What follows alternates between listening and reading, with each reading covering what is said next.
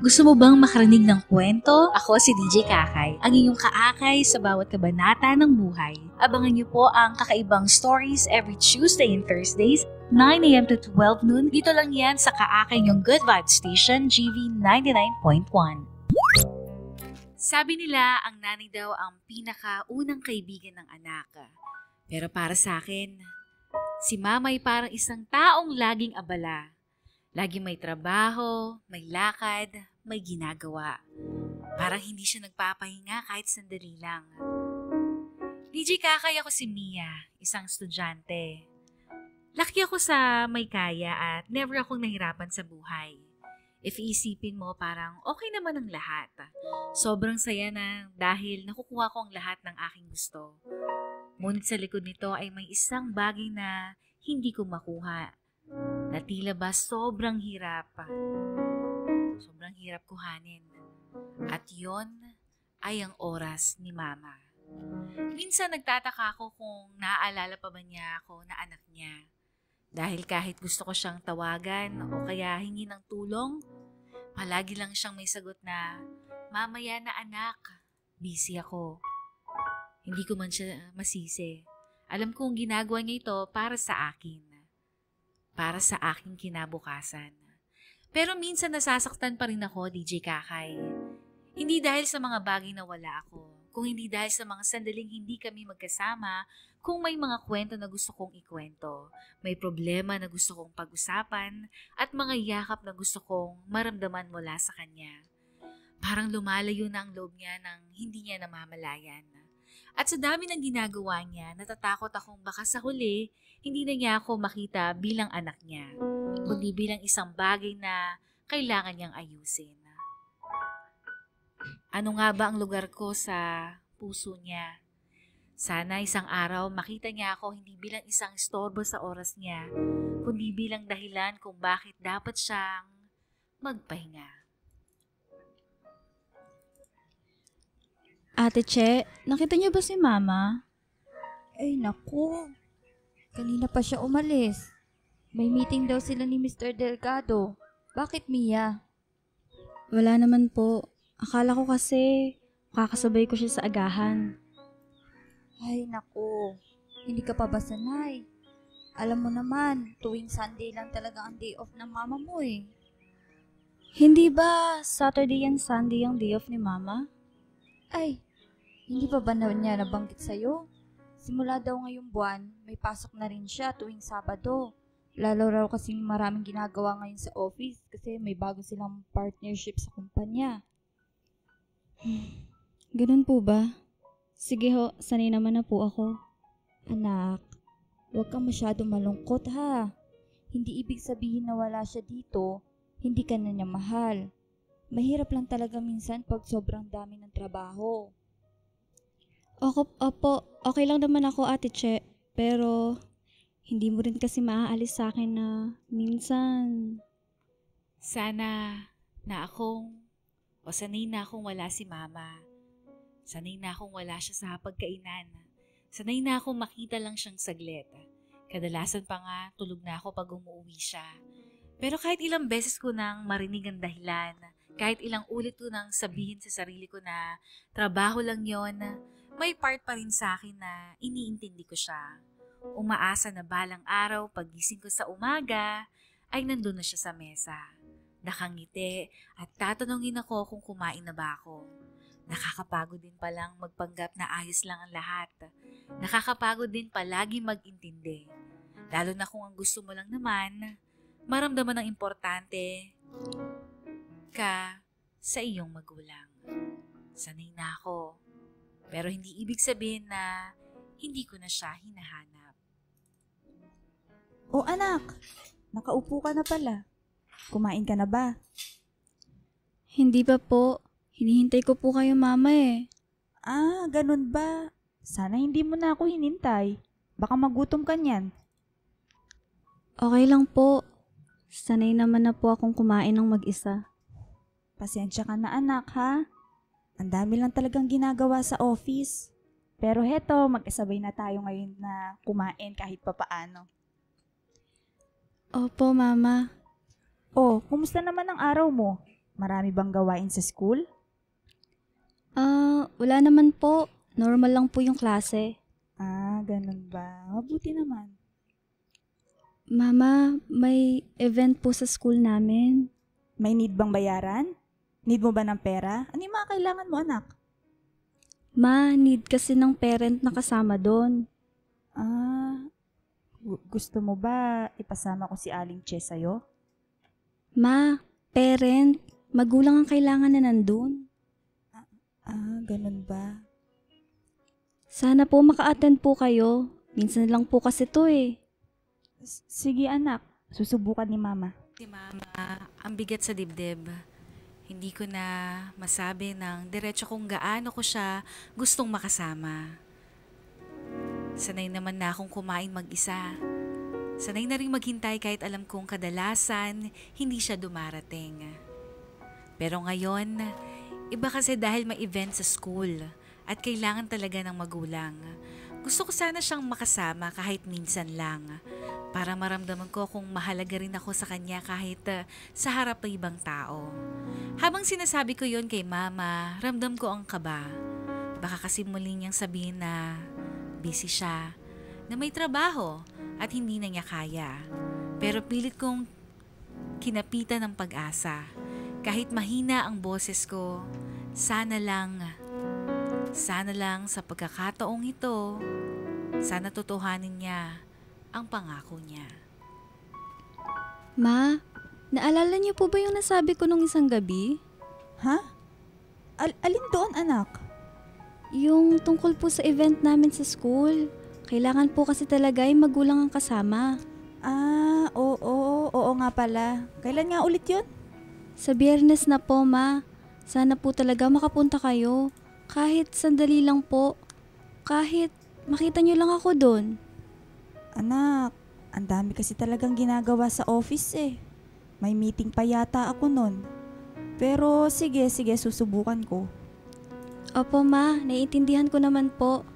Pero sana po kahit po saglit lang kasi magpe-perform po ako eh. Gusto ko lang po na may kasama akong magulang. Oo anak, pangako. Gagawin ko ang lahat para makapunta. Salamat po, Ma. Kahit po alam kong busy po kayo, aasahan po kita doon, Mama, ha? Oo anak. Ay. Teka lang. Sige, sandali lang ha. Hello?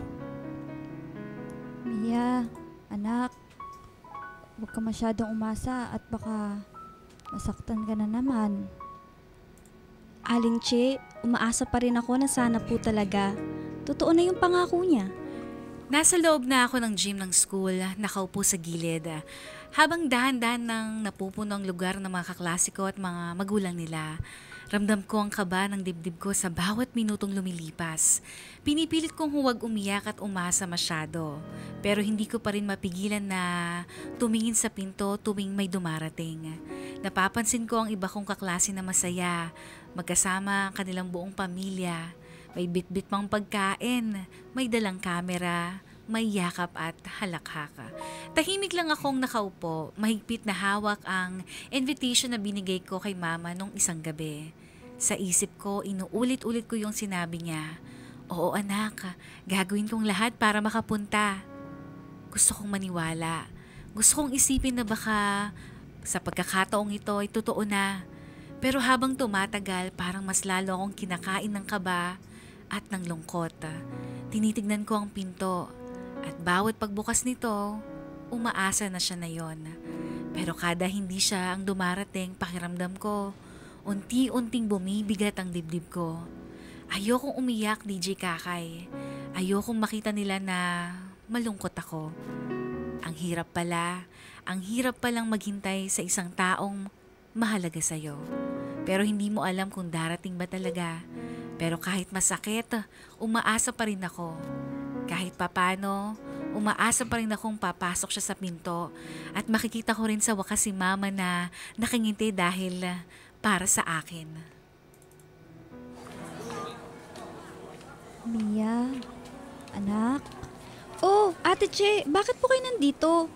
Si Mama po, kasama niyo po ba? anak, pasensya ka na ha. hindi raw talaga makakaalis ang mama mo sa trabaho. May bigla ang meeting daw na hindi maiwan. Pero sabi niya dadalo siya. Sabi niya hahabol siya. Anak, alam mo naman, si mama mo napaka-busy sa trabaho. Pero huwag kang mag-alala, Mia. Ako nang kasama mo dito ngayon. Ako na ang dadalo para sa'yo. Salamat po. Siyempre naman, hindi pwedeng mag-isa ka dito. Nandito ako kaya sige na, lapit ka na doon at aawit na yata kayo. Hoy Mia, nasaan ang mami mo? Kasi, Don't tell me, hindi siya darating. ganun na nga. Pero, Wow, really? So, sinong kasama mo? Yung matandang yaya nyo na naman? Mukhang nagkamali ka yata. Hindi ba family day ngayon? Not yaya day. ano ba? Tigilan mo na nga ako. Busy lang si mama kaya hindi siya makakapunta. Ang sabihin mo, wala siyang time sa'yo. Sandali, mahal ka pa ba ng mama mo or should I say, anak ka ba niya? Sumusobra ka na ha. Bawiin mo yung sinabi mo. Bakit? Totoo naman, di ba? Ilang years na tayo magkaklase, Mia. And every family day, wala yung mama mo. Wow! Wala ka nang papa. Wala ka pang mama. Kawawang Mia. Hindi totoo yan. Nasan sila ngayon? Di ba wala? So, totoo yun. Kawawang Mia. Kanino ka magsusumbong? Kay Yaya? Ha ha! Hoy, teka lang. Hindi pa ako tapos. Kamukha mo na yung yaya mo. Hay, sarap talaga ng pakiramdam pag may nabubuli ako. Parang hindi kumpletong araw ko kapag hindi ko naaasar si Mia. Hindi ko kinaya. Sobrang galit na ako. Hindi ko na tinuloy ang performance. Bakit pa? Para kanino pa? Wala naman si mama. Ang bigat ng dibdib ko, DJ Kaka, at pakiramdam ko, sasabog na ang sama ng loob ko. Sabi niya darating siya. Sabi niya hahabol siya. Pero ano na naman ngayon? Wala pa rin siya. Lagi na lang ganito. Puro pangako. Tapos sa huli, trabaho pa rin ang mas mahalaga sa kanya. Nakakainis. Nakakagalit. Para kung tanga na umaasa pa rin sa kanya kada family day. Anong silbi ng pag-intindi ko kung palagi naman niya akong hindi priority? Hindi naman niya lang nakikita kung gaano kasakit para sa akin. Nakakahiya. Nakakagalit talaga. At lalo lang akong napapaisip kung mahal niya ba talaga ako? O baka naman mas mahalaga na talaga lahat ng bagay kaysa sa akin. Galit na galit ako kay mama.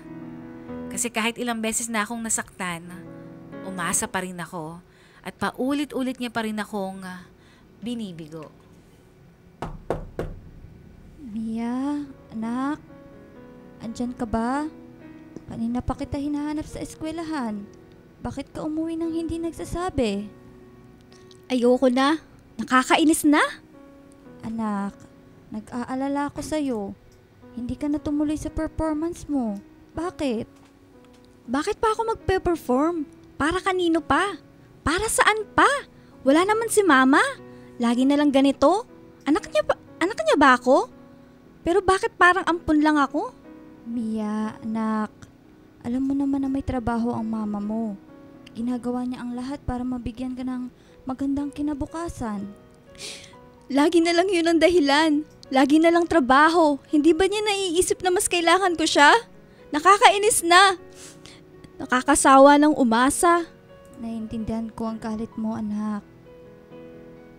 Hindi niya kasi naiintindihan. Wala siyang pakialam kung gaano kasakit to para sa akin. Akala niya siguro okay lang lagi. Pero hindi na eh. Hindi na talaga. Anak, galit ka man ngayon, nandito pa rin ako. Huwag mo sanang itago ang lahat ng sakit ng loob mo, ha? Aling Che! Ano tong sinasabi ng teacher na umuwi mag-isa si Mia? Hindi ba sinabi ko, bantayan mo? Naku, El, pasensya na, bigla na lang kasi. Bigla! Hindi ba pinapupunta kita doon para samahan siya tapos? Ma! Tama ka na nga! Hindi niya obligasyon ng bantayan ako. Anak, parte yan ng trabaho niya. Trabaho mo yun. Hindi ko nanay si Aling Che para pumunta sa family day at bantayan ako. Ikaw ang may obligasyon na samahan ako. Pero kahit kalahating araw lang ng araw mo, hindi mo mabigay sa akin? Anak, may importante lang akong pinuntahan. Importante? Lahat naman ng importante maliban sa akin eh. Hindi totoo yan. Ma, pwede ba? Simula nung naghiwalay kayo ni Papa, hindi na kita nakakasama sa birthday ko. Hindi kahit sa mga PTA meeting, wala ka lagi. Anak, ginagawa ko to para sa'yo. Lahat to. Lahat ng sakripisyo kong ito para sa'yo. Hindi ko na nga maalagaan yung sarili ko dahil lahat ng pagsisikap ko gusto ko mapunta sa'yo. Sana naman maunawaan mo ko, Mia. Sa tingin mo ba hindi mabigat to para sa akin? Ginawa ang lahat para sa akin? Bakit hindi ko ramdam? Bakit parang mas nanay ko pa si Aling Che kesa sa'yo eh? Bakit ba kasi kita naging nanay? Sana mo wala ka na lang dahil ganun din naman pinaparamdam mo sa akin araw-araw. Oo, may pagkukulang ako pero wag mo akong pagsabihan ng ganyan, Mia. Magulang mo pa rin ako. See? Inamin mo din. Kaya wag mong sisisiin si Aling Che sa mga bagay na hindi mo kayang gampanin bilang isang ina. Ang bigat ng dibdib ko, DJ Kakay. Parang sasabog sa galit, sa sama ng loob at sa sakit. Hindi ko na napigilan. Lahat ng naipon kong hinanakit, sumabog na lang bigla. Galit ako kay Mama ng sobra-sobra. Galit ako kasi pakiramdam ko hindi niya ako naintindihan. Hindi niya alam kung gaano kasakit para sa akin na lagi na lang akong naiiwan.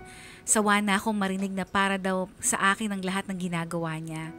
Pero bakit parang ako yung laging kulang? Bakit parang ako yung laging hindi niya mabigyan ng oras?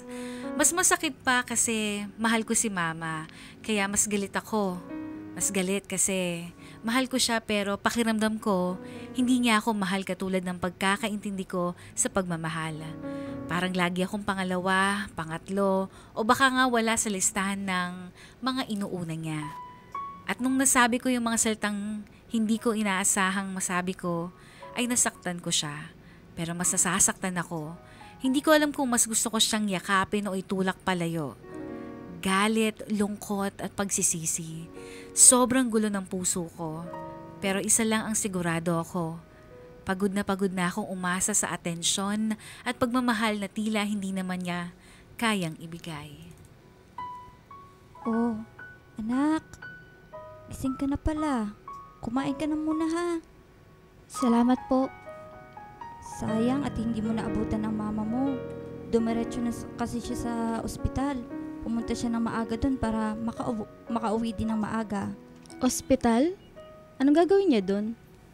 Ha? Huwag niya sabihin sa akin na doktor na din siya. Ha? Ospital?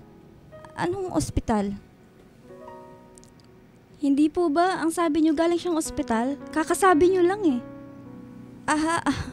Mali anak. Sa opisina siya pumunta. Naku, pagpasensyahan mo na at matanda na ako. Nabaliktad ko na ang mga salita. Okay lang po. Mia, tungkol pala sa nangyari kagabi anak. Baka naman pwedeng pagbigyan mo na ang mama mo. Aling Che, wag muna po ngayon. Ayoko muna siyang makita. Hanggang ngayon kasi mabigat pa rin ang loob ko. Alam ko, Mia, pero anak, baka pwedeng subukan mo siyang patawarin. Alam mo, nung maliit ka pa, ang saya-sayo niyong mag-ina. Aling Che, please, wag na po. Naalala mo ba noong may lagnat ka? Halos hindi na matulog ang mama mo.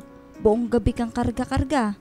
Tapos tuwing first day of class mo, siya pang maaga sa school. Pitpit yung paborito mong baon. Sobrang saya mo noon, anak. Ang dami niyong tawa. Ang dami niyong alaala. Ano naman po ngayon? Noon yun eh. Ngayon, hindi niya na nagagawa lahat ng yun. Kasi anak, hindi ibig sabihin na hindi ka na niya mahal. Mahirap lang talaga ang sitwasyon lalo na ngayong may pinagdadaanan ng mama mo. Pero mahal ka pa rin niya. Kahit hindi mo laging nakikita. Hindi ko nararamdaman. Hindi ko maramdaman. Para saan pa yung mga dati? Hindi naman binabago yung sakit na nararamdaman ko ngayon. Anak, minsan kasi kahit galit tayo, kailangan din nating subukang intindihin. Hindi ko pa kaya. Galit pa rin ako. Habang tumatagal napapansin kong parang may nagbabago sa bahay. Naninibago ako kasi dati halos hindi ko na makita si mama dito. Pero ngayon, andyan na siya lagi. Nagluluto ng almusal, nagliligpit ng mga gamit. Minsan tinutulungan pa si Aling Che maglinis. Parang ang weird. Hindi ako sanay na makita siyang nandyan lang, na parang sinusubukang punan yung mga nawala. Minsan naisip ko, totoo ba to? O baka panandalian lang ulit. Pero kahit na nakikita ko siyang nagsusumikap, hindi pa rin agad nawala yung sakit. Galit pa rin ako, DJ Kakay. Nasaktan pa rin ako. Pero may parte sa puso ko na hindi matatangging napapaisip. Bakit ngayon lang? Bakit ngayon lang niya naisip gawin to? Hindi ko alam kung matutuwa ba ako o mas lalong masasaktan. Kasi sa bawat pagkilos niya, naalala ko yung mga pagkakataon na sana dati pa niya to ginawa. Pero kahit papano, ramdam ko na parang may gusto siyang baguhin. Hindi ko lang alam kung kaya ko pa siyang pagbigyan. Anak? Anak, Mia, pwede ba akong pumasok? Okay. Niluto ko to. Sinigang na baboy. Paborito mo pa rin ba to, anak? Tikman mo sana habang mainit pa. Busog pa ako. Hindi mo man lang ba titikman? Kahit konti lang. Ang tagal ko nang hindi nagluluto para sa'yo to. Na-miss ko. Hindi naman ako nagugutom. Anak, kamusta ka naman ba? Ayos lang. Alam mo ba, kanina habang niluluto ko yan, naaalala ko yung bata ka pa. Tuwing may sinigang, ang bilis-bilis mong pumunta sa mesa. Hindi ka pa nga naliligo minsan, diretso ka na agad sa sabaw. Lagi kang napapasok kasi sobrang init pa, pero matigas talaga yung ulo mo eh. Gusto mo pa rin tikman? Matagal na po yun, Ma. Oo, matagal na nga. Sana pwede natin ulitin yung gaya dati. Sabay tayong kumakain. Nagkikwento ka ng nangyari sa'yo sa school. Nag-aaway pa nga tayo minsan nun, di ba, kung kaninong style ng pagkain yung mas masarap? Hindi ko alam. Hindi na naman tayo gaya ng dati eh. Alam ko, anak. At kasalanan ko naman kung bakit tayo umabot dito. Pero, pwede ba kahit konti lang, bigyan mo ko ng pagkakataong bumawi? Kahit pa unti-unti. Hindi naman po ganun kadali eh. Hindi ko alam kung kaya ko. Naiintindihan ko, anak. At alam kong hindi ko mababawi lahat ng pagkukulang ko, pero gusto kong subukan. Kasi mahal na mahal kita. Kung mahal niyo talaga ako, bakit ngayon lang? Bakit ngayon lang kayo nagkaroon ng oras sa akin? Kasi anak, natakot akong mawalan tayo. Natakot akong wala kang makain. Natakot akong hindi kita mabigyan ng magandang kinabukasan. Pero habang ginagawa ko pala yun, hindi ko napansin na ikaw pala yung unti-unting nawawala sa buhay ko. Yun na nga eh. Hindi ko naman hinihingi yung lahat ng bagay. Kayo lang po ang may gusto. Hindi ko po kailangan ng bago, ng maganda. Kayo lang. Pero kahit yun, hindi nyo na ibibigay. Kaya nga nandito ako ngayon, anak. Gusto kong itama. Kahit ang dami ko ng pagkakamali. Hindi ko alam kung kaya ko pang magpatawad. Galit pa rin ako. Naiintindihan kita, Mia. Kahit galit ka pa, hihintayin kita. Kahit gaano katagal. Galit pa rin ako sa kanya. Kahit noong kinausap na niya ako sa kwarto, malamig pa rin ang puso ko. Ang sakit pa rin kasi ng lahat ng naipon kong tampo at hinanakit. Pero araw-araw naninibago ako. Si Mama lagi nang nasa bahay. Nagluluto, naglilinis, parang nanay talaga. Hindi na rin siya madalas pumapasok sa opisina at parang pumapayat siya at tumatamlay. Pero kahit pilit kong pinipigilan, napapansin ko yung pagbabago niya. Hanggang isang araw nagulat talaga ako. Bigla niya akong sinundo sa school. Hindi ko alam kung anong mararamdaman ko. Kaba, inis o tuwa. Pero ang totoo, matagal ko na rin hinihintay ang pagkakataon na yon. Mia! Mia, anak! Tara na! sumasakay ka na. Ba't po kayo nandito? Sinusundo kita. Wala akong pasok ngayon, kaya naisip ko, baka mas okay kung sabay tayo umuwi. Dapat si Manong Ben na magsusundo sa akin, hindi ba? Alam ko, pero wala lang, gusto ko lang. Gusto ko lang makasama ka sa pag-uwi. Bahala kayo. Kanina pa kita hinihintay, Mia. Baka kasi umalis ka na naman mag-isa eh. Eh di sana hindi na kayo nag-abala. Hindi abala yun, anak. Gusto ko lang talagang makasama ka. Teka, bakit suot mo yung family day shirt? Tapos na yung family day, nakakahiya. Oh, ano naman ngayon? Eto dala ko din yung t-shirt mo. Para same tayo. Celebrate na din natin yung family day ngayon. Tsaka pupunta tayo sa paborito mong restaurant. Ma, ang weird nyo. Hayaan mo na, anak. Matagal ko na rin tong gustong gawin. Pagbigyan mo na ako. Ang daming tao, nakakahiya. Kahit nakakahiya, para sa'yo gagawin ko. Tsaka, hindi mo naman kailangang isuot yung kung ayaw mo. Basta gusto ko lang makita kang masaya kahit sandali. Ma, baka may makita pa tayong kaklase ko. Ano ngayon? Papakilala kita bilang anak ko. Yung anak kong pinakamamahal ko. Ma, okay ka lang? Ano, tara na? Gusto ko lang tayong dalawa ngayon. Parang yun dati. Sobrang naninibago pa rin ako. Hindi ako sanay nakasama si Mama sa mga ganitong simpleng lakad. Pero habang tumatagal, hindi ko mapigilang unti-unti na ring matuwa. Parang may bumabalik na parte ng dati naming samahan. Yung pakiramdam na may nanay akong nag-aalala, nagpapatawa at gustong makasama ako. Kahit pilit ko pa rin itago, nararamdaman ko pa rin. Nararamdaman ko na rin na parang gusto ko na rin siyang yakapin. Gusto ko nang yakapin, pati ang pagbabagong ito. At sa bawat araw na kasama ko siya, kahit galit pa rin ako, minsan unti-unting lumalambot ang aking puso. Aling Che, bakit ang daming nalagis na buhok sa CR at sa sahig? Sa'yo ba to? Uy, Mama, bakit po ang aga ninyong nag-decorate ng Pasko? Tsaka, ang dami nyo naman niluto. Di pa naman Pasko ah. Eh kasi naisip ko lang, mas masaya kung maaga tayo mag-celebrate, di ba? Bare months na rin naman. Ang weird nyo po. May okasyon po ba? Wala naman, anak. Gusto ko lang talaga. Gusto ko kasi maging masaya tayo. Maaga man o huli, Pasko pa rin naman dito sa bahay basta magkasama tayo.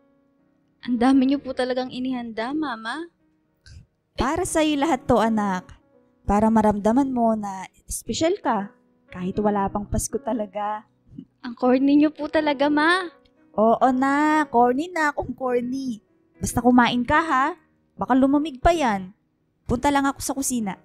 Habang kumakain ako, hindi ko mapigilang mapatingin sa gilid ng salan.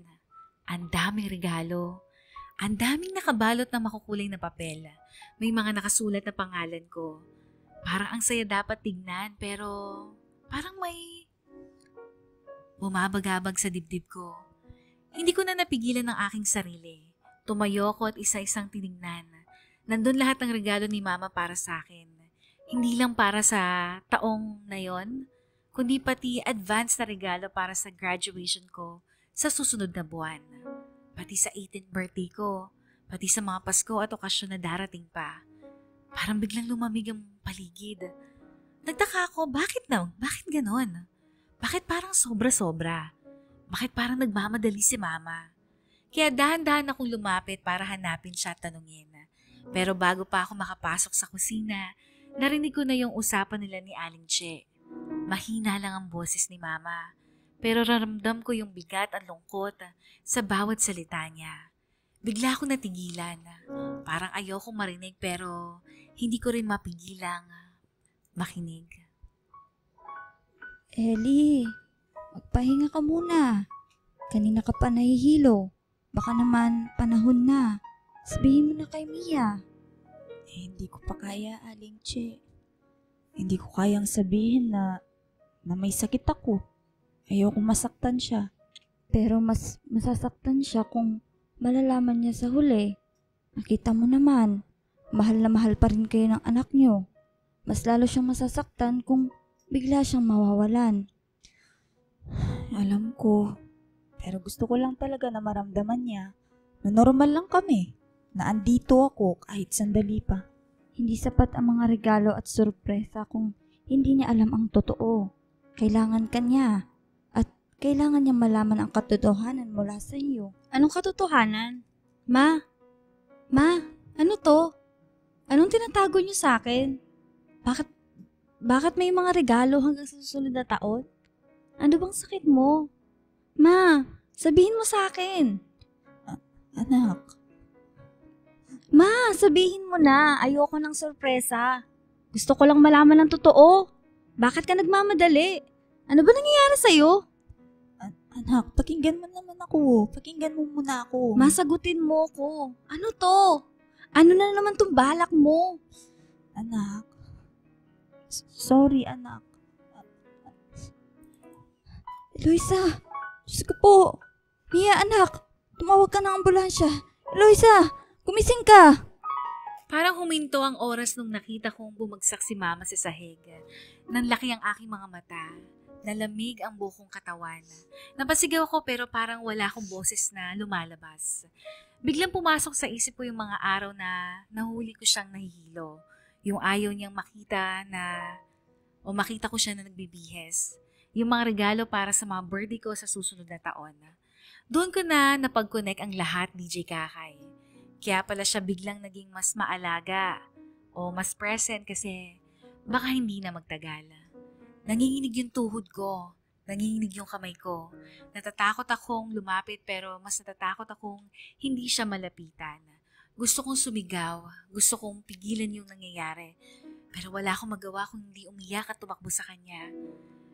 Sa lahat ng galit ko sa kanya noon, mas malaki pala yung takot ko na mawala siya.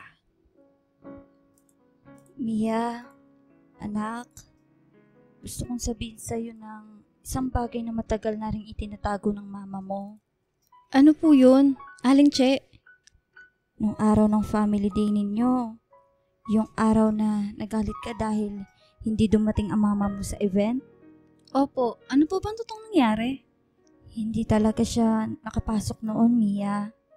Hindi dahil sa trabaho o ibang bagay. Ano bang nangyari, Aling Che? Nung oras na yon, pumunta siya sa family day ninyo. Bigla siyang nahilo, kaya dumiretso na siya sa ospital. At doon niya nalaman na may sakit siya. Sa breast cancer, anak. Sakit? Paano? Bakit hindi niya na sinabi sa akin? Pinili niyang itago sa iyo, anak. Ayaw kanyang mag-alala o masaktan. Gusto niya maging matatag para sa iyo. Pero alam kong mahirap para sa iyo ang malaman ang ganitong sitwasyon. Bakit ganon? Bakit hindi niya sinasabing may ganito siyang karamdaman? Mama! Siguro natatakot siya, anak. Natatakot na baka mawala ka. Natatakot na baka hindi siya magtagal para samahan ka. Kaya nilabanan niya ng mag-isa ang sakit na yun para lang maprotektahan ka. Pero mas nasaktan ako nung hindi niya ito sinabi. Parang lumayo siya sa akin nang hindi ko maintindihan. Naiintindihan kita, anak. Pero ngayon, andito na siya.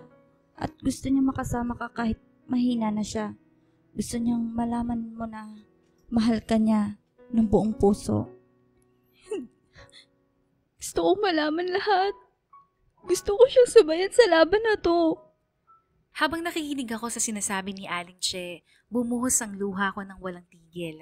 Sakit na sakit ako hindi lang dahil sa balitang may malubhang sakit si Mama, kung hindi dahil sa tagal ng panahon na itinago niya ito para sa akin. Parang inilihim niya ang isang bahagi ng buhay niya na sana ay bahagi rin ng buhay ko. Ngunit sa kabila ng lahat, unti-unti kong naintindihan ang kanyang dahilan. Natakot siya. Natakot na mawalan ako. Natakot na mawala siya. At kahit mahina na siya, gusto niyang iparamdam sa akin na nandyan lang siya. Na mahal niya ako at handa siyang lumaban. Ngayon hindi na ako gustong maging malayo sa kanya. Gusto kong sabayan siya sa laban na to, DJ Kakay. Hindi bilang isang anak na galit o tampo, kundi bilang isang anak na handang magmahal at umalalay sa bawat hakbang ng kanyang ina. Habang hawak kong kamay ni Mama, ramdam ko ang bagong pag-asa. Kahit mabigat ang lahat, hindi kami nag-iisa. Magkasama kami sa laban na to at lalaban kami hanggang sa huli. Anak, Mia, patawarin mo ako. Mama! Patawarin niyo po ako! Hindi ko intensyon na itago sa'yo yung nararamdaman ko, yung karamdaman ko. Ayoko sanang masaktan ka at maapektuhan ang pag-aaral mo, anak. Ang sakit po noon, Ma. Parang inalis mo ako sa buhay mo nang hindi ko alam. Pasensya ka na, anak. Hindi ko naalagaan ng mabuti yung sarili ko. Akala ko normal lang lahat ng nararamdaman ko pero malala na pala. Masakit din para sa akin yung itago ito sa'yo pero ngayon, nandito ako, sasamahan kita, anak, sa bawat araw na nalalabi para sa atin. Mama, gusto ko lang malaman mo na mahal pa rin kita. Mahal na mahal din kita, anak ko. Salamat sa pag-unawa mo, ha. Gusto kong makitang masaya ka, na maging masaya ka sa buhay mo. Mahal na mahal kita, Ma. Mahal na mahal din kita, anak.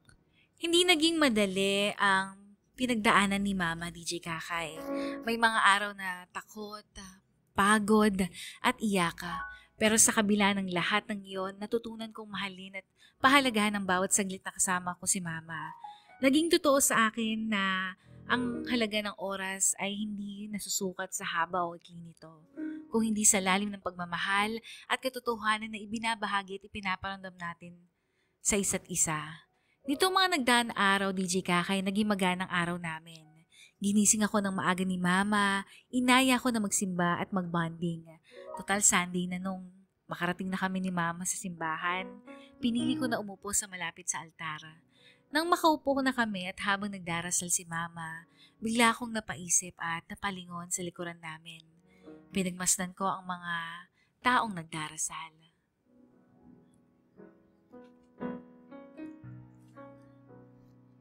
Mama, hindi po ba nalilito ang Diyos? Nalilito saan, anak? Tulad po nito, ang daming tao sa simbahan. Naririnig po kaya lahat ito ng Diyos? Oo naman, anak. Kahit ngayon nasa loob ng puso mo, alam ng Diyos yun eh. Parang ako. Dahil mahal ko ang anak ko, dahil mahal kita, alam ko yung mga bagay na nagpapasaya sa'yo. Kaya pala pinagluto mo po ako ng spaghetti nung nakaraan. Tagal ko na po kasing gustong matikman ulit ang luto niyo sa spaghetti. Oh, di ba may practice kayo mamaya? Halika na, baka hindi ka na naman maka-attend sa practice nyo. Mama, pagkatapos po ng practice namin sa sayaw, uuwi po ako agad. O sige, at pagluluto pa kita ng merienda. Sobrang saya ko ng araw na yon, DJ Kakay. Ang sarap sa feeling na may nanay kang nagmamahal, nag-aasikaso at naghihintay sa pag-uwi ko. Para bang napaka-normal ni Mama at hindi mo mapapansin sa kanya na may iniinda siyang karamdaman. Sana makasama ko pa si Mama ng matagal. Excited na nga rin ako dahil malapit na rin akong graduate ng high school. Plano ko pa din na sorpresahin siya sa birthday niya. Pag-uwi ko ng bahay namin, DJ Kakay, naging malungkot ang sumalubong sa akin.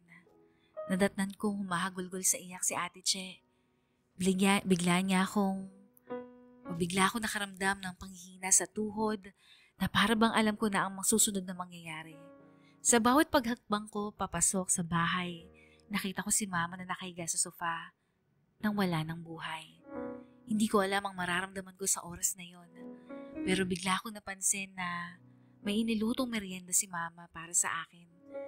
Yung pakiramdam na kahit wala akong ganang kumain, dahil wala na si Mama, pinilit ko pa rin itong kainin dahil luto niya ito para sa akin.